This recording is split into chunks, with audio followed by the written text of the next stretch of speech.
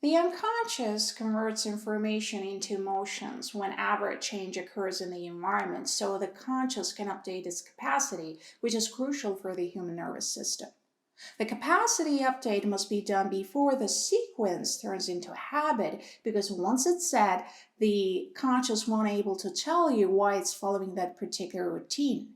Instead, it'll make up stories to justify that pattern. So the capacity update must be completed before the conscious makes its choice and hands the routine over to the automated unconscious. Because once it's set, there is no way to interfere until it runs its course. For this reason, the unconscious uses loosely coupled units made of emotions for everything, so it can quickly change its state. I know it's a bit tricky, but bear with me here. Instead of saying it's good, it reminds you of the good times. Instead of saying watch out, it pulls up a memory from the past attached to intense fear and stress. So it matches the present with the past to move you into action. But integrating words, on the other hand, into these loosely coupled structures exploited the system and made it rigid. Now the system hardly moves at all. Probably the intention was good at the beginning. Keywords would be the pseudo-custodians to those who didn't know how to behave in complex situations.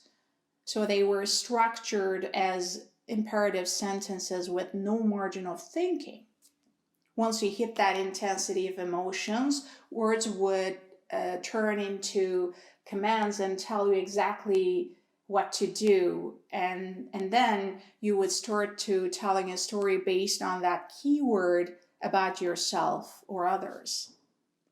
Each keyword would trigger similar narratives in minds of many with a particular order. So through enough repetition, people would follow a predictable future. More interestingly, people would acquire those patterns simply by mimicking one another. The machinery was well set, but with one big caveat. In human nervous system, emotions are the only units that they can execute the environmental selection test due to their transient nature. But by blocking emotions with thoughts, we are discarding the most accurate information gained by thousands of years of assessment and hindering the solutions to our problems. Every time we attach to a story, we are fixating on a predictable future at the expense of real-time information and try to change the immutable past. We create friction in time because time works the other way around. Time welcomes the future and leaves the past behind so we can get mature by aligning ourselves with real-time information. When we are attached to a rigid story rather than transient emotions, there is no way to interfere until we reach the end of that particular story. Remember, we are constantly receiving sensory inputs from the environment to update our capacity whenever a change occurs. The unconscious aligns us with the present moment, and it doesn't care if the present comes from a story or reality. Let me demonstrate it for you.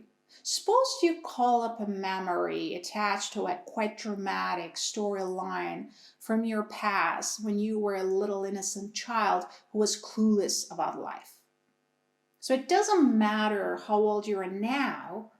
Due to the parallel structure of the story, the unconscious grants your wishes and aligns your capacity with that little child who still needs the presence of the domineering caretaker. And then you start to play out the familiar attached to that sequence. But no good comes from playing in the immutable past. You get disconnected from your environment. Stay with us if you want to explore how well you're operating. See you in the next video.